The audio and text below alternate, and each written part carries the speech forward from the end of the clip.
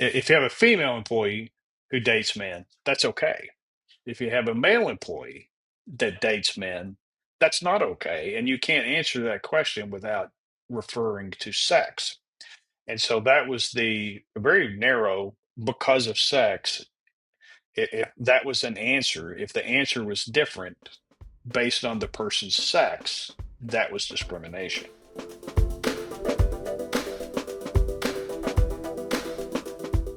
Good morning, HR. I'm Mike Coffey, president of Imperative, bulletproof background checks with fast and friendly service. And this is the podcast where I talk to business leaders about bringing people together to create value for shareholders, customers, and the community.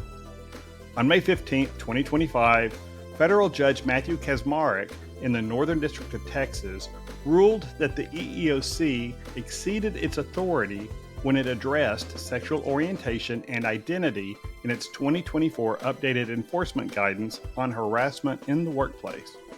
The decision has created a lot of conversation in many quarters, with, from what I can tell, most commentators taking the most extreme positions possible without much regard for the nuance in the actual decision. So, I have invited the king of nuance himself to join me to discuss the path to this decision, what's next, and what it all means for employers. Shannon Norris is an attorney based in North Texas. Shannon has represented a broad range of clients since he began practicing in 1993. He has extensive experience with employment litigation, non-compete agreements, misappropriation of trade secrets, and occupational fraud. He is also a regular speaker on topics related to employment law, civil litigation, and human resources. He's also a returning guest. Welcome back to Good Morning HR, Shannon. Good morning. Thanks for having me. It's a pleasure to be here. So, in the intro, I summarized Judge Kacsmaryk's decision in the state of Texas versus EEOC, and we'll get into the details on how we got there. But just a level set, what was the question in this case? The primary question in the case was the validity of the EEOC's 2024 guidance on employment harassment, primarily which it dealt the sections that dealt with sexual identification, gender, that sort of thing. And so, to get to the point where the federal district court in North Texas was considering this, let's go back to, you've got the Bostock decision in what was that, 22? 20, I believe. Yeah, and so in that decision, that was kind of the case where the Supreme Court said you can't fire somebody based on their sexual orientation or their how they present themselves, their gender identity as they present themselves, right? That's right. And so, And yeah, what was that that's case all about? What was the underlying thing there? well, that case was actually somewhat more narrow, and it was I believe a 6-3 decision to the Supreme Court. And so the issue there was whether you could essentially terminate an employee because of sex if that involved essentially homosexuality or Mm-hmm. transgender identification, things like that. And so, what the court decided was, under a very narrow test, under Title VII, you can't discriminate against an employee because of sex. And because in that case, you could not have made the employment decisions at issue without answering a question about the employee's sex. That was discrimination. So if you have, an employee if you have a female employee who dates men, that's okay. If you have a male employee that dates men, that's not okay. And you can't answer that question without referring to sex. And so that was the very narrow because of sex. If that was an answer, if the answer was different based on the person's sex, that was discrimination. And that was the whole point of Bostock. I mean, it was about a specific case with Mr. Bostock, I guess, that he had been, fired because of his sexual orientation, and the court said you couldn't do. And we already had that decision previously. And I can't remember the case, but it was the Gulf of Mexico oil well Hmm. worker on the oil rigs, and he had sued under Title VII because he was picked on and harassed because he Hmm. wasn't manly enough, and the Yeah. expectation of what a man was gonna how a man was gonna look and behave. And so, and again, it might have been differently, treated differently if he had been a female. And so the court wasn't here making decisions beyond the facts of that one case, right? And Right. they even went out of their way to say, because the employer and the two opposing justices, I think, in that decision, argued that you're opening a Pandora's box here. Now sex Hmm. segregated bathrooms are going to go away. Locker rooms are going to have to be open to men and women in the same locker room. Dress codes will go out the door. All of this in the decision, the majority said the plaintiffs and the justices say sex segregated bathrooms, locker rooms, Hmm. and dress will prove unsustainable after our decision. But none of these other laws are before us. We have not had the Hmm. benefit of adversarial testing about the meaning of their terms, and we do not prejudge any such question. So they were not dealing with bathrooms. They weren't dealing with anything Hmm. but firing somebody strictly based on sex, right? That's right. Yeah, and it was a little bit. Of course, it is a giant issue of dispute, and they were, I think, kicking it down the road. Yeah, Um, they tiptoeing through a yeah, minefield. Yeah. that's exactly right. And then we saw the EOC essentially wade right into it. Right. Um, In April 2024, the EEOC published that updated enforcement guidance on harassment in the workplace. And what did it do? Why don't you go into that? well, it had a lot of very helpful information as far as guidance on what constitutes harassment, and it was not controversial for the most part. Because it was based on well-established legal rules as to sexual harassment in the workplace or racial discrimination and that sort of thing, and it was not controversial because it was not seeking to really break new ground. But where they got into trouble is where they got into sexual orientation and gender identity without a clear statutory basis or without a clear judicial basis, and so the EEOC, and it's a 34-page decision, and the first 20 pages of it are procedural and discussing the EEOC's authority. And it goes into great detail about how the EEOC essentially does not have authority to write new law.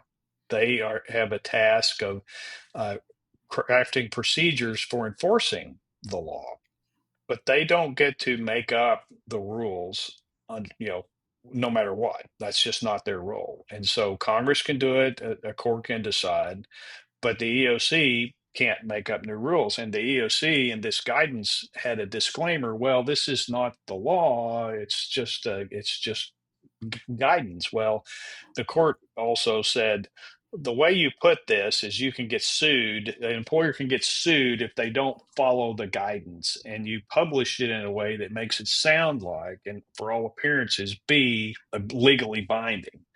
And the EOC was being a bit disingenuous there, and I think they were trying to fill in the gaps. And the court goes into great detail that says, look, the Bostock case didn't get into these issues, and even pointed out that under Title VII, it says sex. It did not say pregnancy, childbirth, or related conditions until after the Supreme Court pointed that out and Congress amended it. Right. So it took a very narrow definition of sex to mean biological sex, and and it did not. Uh, it accepted the Supreme Court's answer in the Bostock case, but said that look, the EOC now is expanding that with no. I mean, in Title VII doesn't say sexual orientation or gender identity or anything like that, and the Supreme Court explicitly said we're not getting into those issues on bathrooms and dress codes and things like that. So the EOC raised its hand and says, "Well, we will," and And waded and right EOC's, in. and that's been their historic, or especially over the last 20, 30 years. Yeah. Whenever you get a new administration, you get new commissioners, Hmm. and they always have their specific part of civil rights law that they really want to make a difference in and leave their Right. mark in.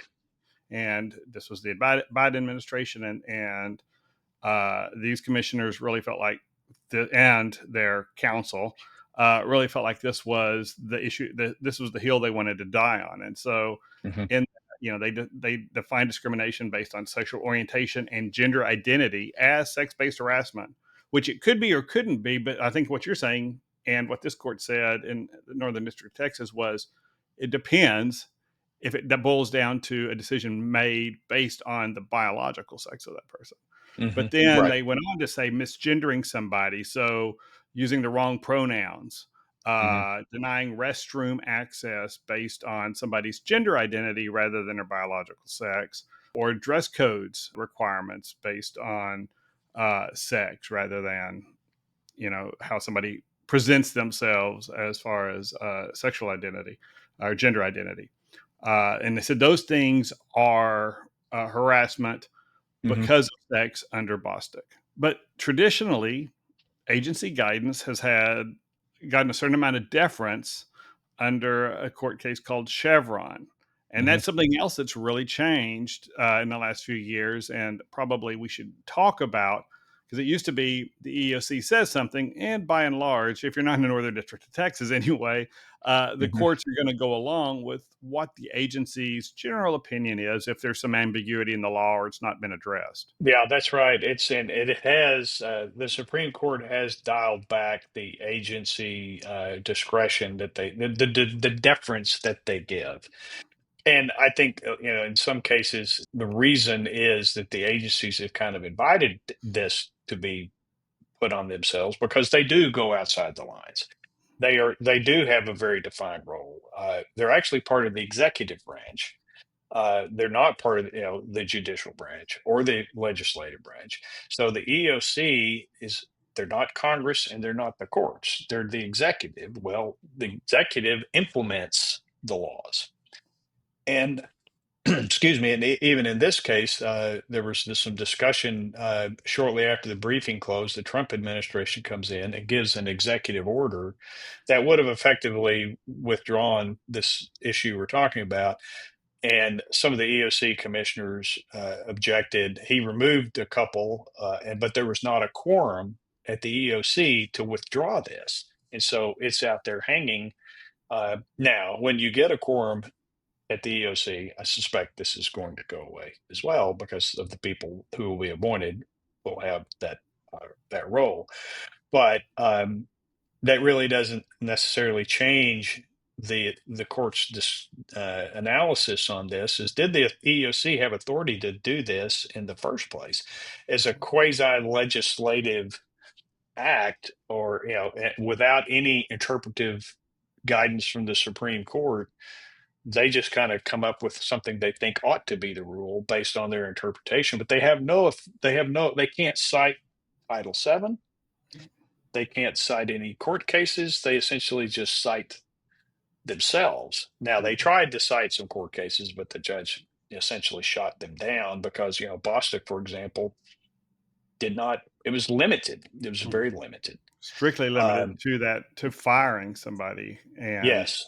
I mean, they were explicit. And so that it was the Loper Bright decision that rolled back what we've always called Chevron Hmm. deference, right, for the 25, 30 years, that the courts have to under Loper Bright, the courts have to interpret statutes independently and not defer to agencies' interpretations just because the statute's ambiguous. Hmm. And people who are really critical of Loper Bright say, well, the courts can't be experts in everything, like the EPA and Hmm. FDA issues and all of that. And but the courts, they're judges for a reason, right? They're supposed to collect Right. information from multiple parties, evaluate it, and make decisions. And here, it's really the EEO's idea of what is socially just Hmm. is kind of what was at stake here. And I think in this court was just saying, no, that's not the basis that we make, that we make decisions on here. That's right, and the court did, and there's been some controversy over. They talked about this in the Bostock cases, like, okay, well, Congress has attempted, they haven't amended Title VII to say this, even though there've been attempts, and it was never done. And the Supreme Court essentially says, well, we're not going to use this. They didn't want to talk about subsequent legislative failures as an interpretation of what Congress actually did. Mm-hmm. The court does invoke that. I think it is, just as a practical matter, relevant for maybe how we got here today, because Congress has had many, many opportunities to do this and didn't. Right. And now the Supreme Court may take the opportunity later to say, oh yeah, sex includes this. And just because we say it does, we Mm-hmm. interpret it that way, and they have some discretion on doing that. But the EEOC is not the Supreme Court or Yeah. Congress. So in that situation, they tried to push the interpretive limits beyond where they could have a footnote Mm-hmm. that supported their interpretation, and that's where this judge just had no tolerance for it. Some of the commentary that, especially the first things I saw about it, were, uh, you know, gave the impression that this was the first step in rolling back Obergefell, which is the Supreme Court decision that it justified or that recognized gay marriage in all 50 states, Hmm. or rolling back even the Bostock decision. But when you read this decision, I don't see anything in this judge's opinion giving any opinion about those things, right? Just saying Right. that again, this is just the EEOC doesn't have the authority to issue this thing, and another court faced with an actual plaintiff who's been injured and all that Hmm. may decide that yes, this is a correct interpretation of Title VII, or it's not, but the EEOC doesn't get to do that. That's exactly right. I mean, we may very well have courts who reach the exact same rule. The difference being they have authority to say this is what this falls under. A court has authority to say this falls under the rubric of the statute. Now, there may be some lower courts that have done that, but just because you have a district court in one state who says that, okay, this is why we have appellate courts. Mhm. There are district courts and even appellate courts have said a lot of things and then were reversed. Happens all the time. So, um, where does that leave employers? Yeah. Well, it's a Yeah. little bit murky sometimes. What this does, I mean, this doesn't really change any rules that I see. It just, what it does is it says, literally, it's like sexual orientation and gender identity are not included in the definition of sex. And because the Supreme Court had specifically said, we don't get into issues like bathrooms in this, Mhm. Bostock case. That's somebody was fired because of their sexual orientation. And you can't answer that question without talking about cause of sex. In this case, it goes through a little bit more and says, well, if you say men can't go to the women's restroom, only women can go to the women's restroom, are you treating someone differently because of their sex? Well, a court may well say so, but this court recognizes there have been traditional definitions of things like genetic Mhm. sexual identity, and just to suddenly change that because someone says I identify differently is a big change. And but to say this identification now is the same thing as sex as it was defined in the statute is a big stretch. I mean, it's a major change, and some commentators I've heard try to make it say, "Oh, well, that's just built into the law." I think it's short-sighted to, and this court points out. I think if that's the interpretation we're going to have, it's going to have to come with someone with more authority than the EEOC. Some of the commentators I've seen said that now, under this rule, harassment of somebody because they're gay or because they identify as a different gender is now legal. And I would argue it's probably not, but if if you're harassing somebody because they're not acting like the way you think somebody with that Hmm. biological sex should act or dress or present themselves, that's probably already under Title VII going to be determined Yeah. to be illegal harassment because it's based on the actual biological sex and what your expectation is of somebody who presents that way. If someone came to me and says, "Well, hey, we've got an employee who's making derogatory comments about someone's sexuality, is that legal?" I would tell them, "Do you really want to be the case that everyone is on podcasts talking about? Right. Uh, or do you just want to say, we want a civil workplace and we don't allow harassment? Yeah. You know, And we've just got a no jerks rule, in other words." exactly. And so, Now, when you get to the bathroom, yeah, that's a little more delicate because, I mean, let's face it, there are some people out there who are like, "Oh, you mean now I can go to the women's bathroom not to relieve myself, but right. there are some weirdos out there." I mean, not to put too Yeah. fine a point on it. Right. Um, Well, and if you said again, it would say, the way people who trying to support the transgender community would say is, well, these people identify as female, so they should go in the mhm, but again, you're now in a position where you're almost having to look at sex, right? And so if mhm, you're female, you can go in the bathroom. If you're male, but you identify differently, you could go in that female bathroom. But short of addressing somebody's actual biological sex and making that mhm, decision, besides something that makes I think the majority of the country would think is common sense that I, as a straight male, shouldn't be able to walk into a woman's restroom. mhm. I can see where, short of a court decision saying you've got to do this, a lot of employers are going to be hesitant just to open up Yeah, their yeah. bathrooms to there. This is where, kind of a lot of bad decisions get made. We have these cases that are some cases extreme. That they're talking about in this case is like we're not talking about extreme things here. We're just talking about here essentially can the EOC say that if you have a policy that says you have to go to the bathroom that's assigned to your biological sex, is that illegal? And it may or may not be illegal, but the EOC doesn't get to decide. Right. Now, we may get that answer, and I suspect it's going to be a lot more complicated than that. Um, and there's a lot of debate and good faith debate, I think, on both sides. There are women who are genuinely concerned about strange Mhm. guys coming in. There are people who just don't care. I think, as an employer, you have an obligation to provide a safe workplace for everybody. I think this decision that what the EOC did, it kind of tried to short circuit the normal process by which we come up with rules. Either Congress makes a decision, or well, Congress does, or there's some legal basis and the court interprets it. So I hate to sound like just a drone lawyer, but that's the way it works. And it's very, yeah, you've probably seen this too.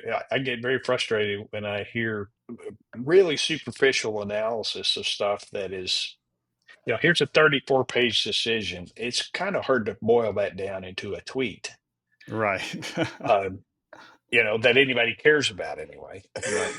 Yeah. Well, So, a lot of people care about them, but nobody, they don't, yeah. they don't provide any real insight except about the person sending the message out, maybe. It reminds me of something when I was in law school. We had a torts class, and we only got one grade, and it was the end of the semester. And the professor tried to help us with our anxiety. He did some practice exams about halfway through or towards the end of the semester, and he was handing them out.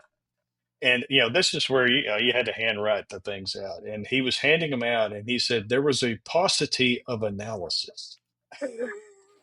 So there's a That's lot of that. painful. Yeah. It's Yeah. it's very some of this stuff, okay, it's not going these are not going to be simple. The EOC issued a page of guidance, and now it's with now everyone has to follow it. I hate to break it to people, but That's not what it's their not job is. over. And let's take a quick break. Good Morning HR is brought to you by Imperative, bulletproof background checks with fast and friendly service. Employment identity fraud is on the rise. Dishonest job seekers are using fake or stolen identity information to apply for and often actually obtain employment. In fact, if you've watched my webinar on preventing remote worker fraud, you know that the North Korean government has, for the last decade, been stealing U.S. tech workers' identities and then using that information to get real remote work jobs with U.S. companies, violating U.S. sanctions, and then perpetrating frauds against those employers. In order to better protect our clients, Imperative is introducing new tools to prevent identity fraud. With our new biometric identity verification process, we validate the identity documents candidates present and use AI to capture a video selfie of the individual and verify that it matches the photo on their ID. And the whole process takes less than 5 minutes. For more information on this cutting-edge service, reach out to me or visit our website at imperativeinfo.com. If you're an HRCI or SHRM certified professional, this episode of Good Morning HR has been pre-approved for 1/2 hour of recertification credit. To obtain the recertification information, visit goodmorninghr.com and click on Research Credits. Then select episode 202 and enter the keyword Norris. That's Norris. And if you're looking for even more recertification credit, check out the webinars page at imperativeinfo.com. That's also where you'll find the remote worker fraud webinar I mentioned a minute ago. And now back to my conversation with Shannon Norris. Yeah, and the reality is, if we had a different administration, we may see this case go to the Supreme Court, but we may not have a full set of commissioners on the EEOC at any time in the foreseeable future. And as soon as we do, we may see this whole thing retracted anyway, and there will be no basis for the case to move forward. The unfortunate thing for employers who may, have issues with things like segregated bathrooms, locker rooms, or trying to enforce certain kinds of pronoun usage for the way you address your peers. You have to use these kinds of pronouns, and people refuse, and it causes issues. Some employers someday is going to be the test case, right? Yes, that's right. And that's what's going to end up going through a federal district court, up to appeals court, and eventually, to the Supreme Court. And then we'll get a decision, assuming Congress doesn't act in the meantime. And I have precious little faith that Congress is going to act on very much of anything in the next rest of my lifetime, I guess. And so, I don't see that happening. And so it's going to be probably a district court by district court, federal district by federal district, then Supreme Court to make some kind of decision. And that's one thing, is as tedious and painful as it is for that to go on and uncertain. Uh, I would say that if all it takes is to change the rules to appoint some EOC commissioners, you really don't have much of a rule. Yeah, It's like, because which that way is the changes every wind 4 to blowing? 8 years, right? Yeah, Yeah, and that means it's like Weingarten. Every time we yeah, get for a while there, yeah. every time we got a new NLRB, we would have the Weingarten rule to be redacted or replaced back in. Yeah. Fortunately, we haven't seen that in probably 15 years, And but so, yeah, well, I mean, I think on this, to your point, there's probably going to be a case. There's probably a case out there percolating through the system right now that deals with misgendering or dead naming or whatever issues someone feels like they've been disrespected. Those cases are coming. Someone feels like they've been persecuted, harassed, something short of termination, in other words. Some a different nuance of the issue. Those issues are coming through, and they will eventually, in 6 to 8 years, hit the Supreme Court. It won't involve the EEOC. This case, I would not be surprised if the EEOC decides not to appeal. If they do appeal, they're going to the Fifth Circuit, which probably is going to affirm it, is my guess. But I don't really see this issue, this very narrow issue. Did the EOC have authority to do that? I don't see probably that not. going anywhere. And the more substantive issue, which the court really didn't reach, is okay, sexual orientation, gender identity, you know, misusing pronouns, names, that is a more substantive issue, which I think is going to come down to more like, well, is that's harassment based on sex? And the bathroom issue, I suspect that one is it's more difficult. It's easier as an employer's lawyer to say, don't let somebody harass and make sexually Mhm. oriented comments to someone else. Just don't let them do it.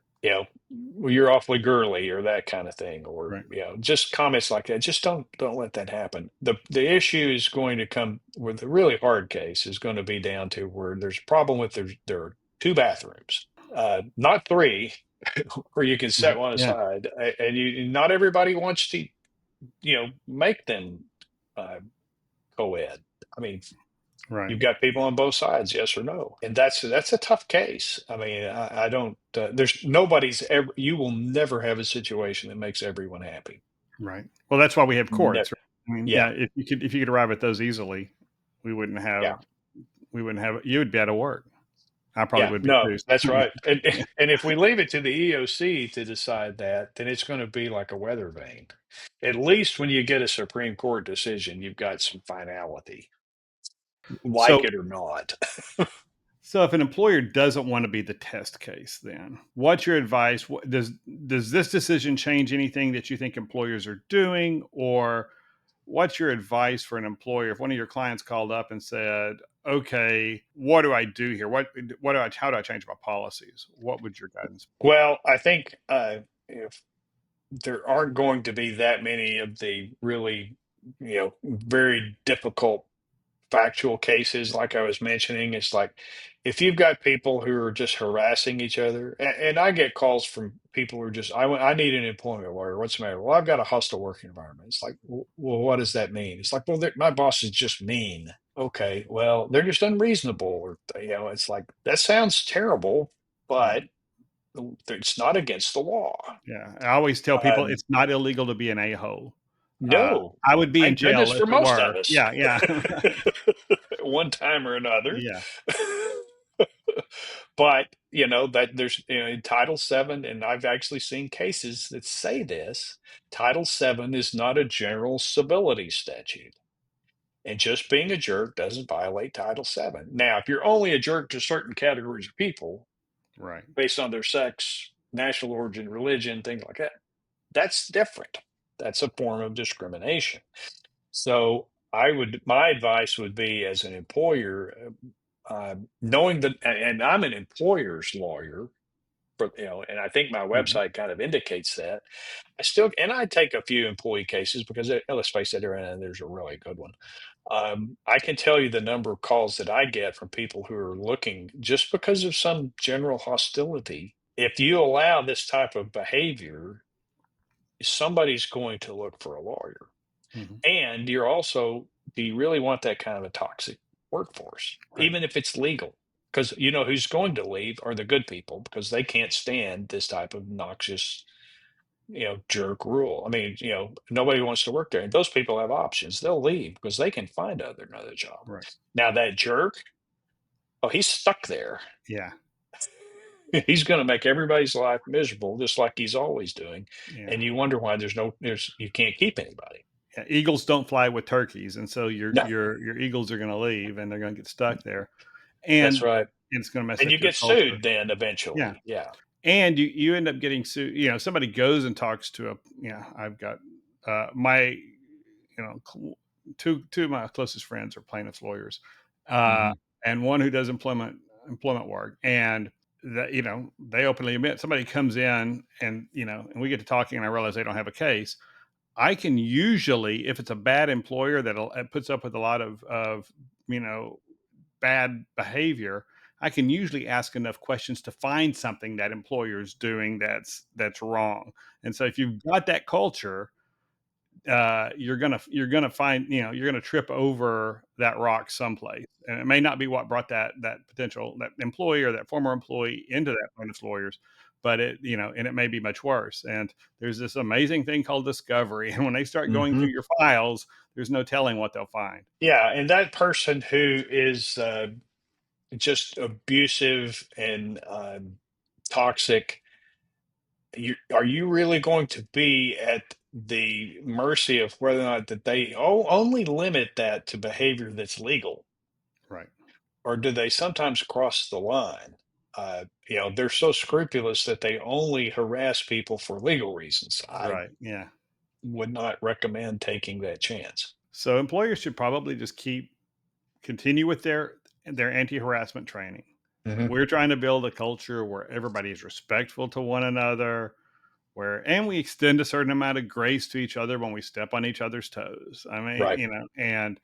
and we're all here to get the job done, and don't do things that slow down, us hitting our goals and being successful. You do see on one side, yeah, I mean, I've talked a lot about toxic, abusive employees. You need to get those people corrected or out. There are also employees who are kind of looking for a provocation so that they can then, it's like they really are looking forward to being offended today. Hmm. That's the reason they came to work, because now you owe them a severance package or something Right. like that. So you have to be cautious over that. And those people are out there. They are definitely out there. They cause a lot of trouble when they get there, but you have people, sometimes, like you said, it's like, let's be forgiving to one another. If someone says something who's like doesn't understand necessarily. I mean, I've had situations where people talk to me as like they made a comment that they did not, and objectively it was maybe if you understood, if you, people look at things with a different context. One person thinks something is just something it's just not that offensive, but somebody else takes it offensively. Okay, I think the person who's speaking has an obligation to be sensitive about their remarks, but the person who's listening has an obligation to try to take it in the way it was meant to be said. Now, there are some things that are just offensive, on their face, but there are some things that are kind of out there and people can take it the wrong way. In HR, everybody who's listening probably said to deal with exactly those Yeah. situations. Um, but those don't make, if you try to handle those early so they don't turn into lawsuits. Right. And I think some of the, training and being aware of boundaries avoids a lot of problem. Right. In other words, business as usual, right? I mean, let's Yeah. treat people with respect. Let's get the job done. Uh, and where we cross a line, hopefully we've got leadership that's well Hmm. trained that says, "Hey, you crossed a line here. Let's get the offended parties to, the offender and the offended party Hmm. together, and let's make this better so that we can continue to work." Everybody, if they're not happy, at least they've had their say and they can Hmm. move on, and we'll go from there. Yeah, it's kind of interesting is that we have a 34-page decision. At the end of it, it's like go as you were, Hmm. but that's essentially what it is. What it is. Yeah. Well, that's all the time we have. Thank you again for joining me, Shannon. My pleasure. And thank you for listening. If you enjoyed this episode, please write us a review on Apple Podcasts, Spotify, YouTube, or wherever you're listening. And if you didn't enjoy it, don't do that. And share this episode on your favorite social platform. It helps us reach more listeners. And we'd love to hear your thoughts at goodmorninghr.com. Thank you to Marianne Hernandez and Paco Corral for their hard work in putting this episode together. And I'm Mike Coffey. As always, don't hesitate to reach out if I can be of service to you personally or professionally.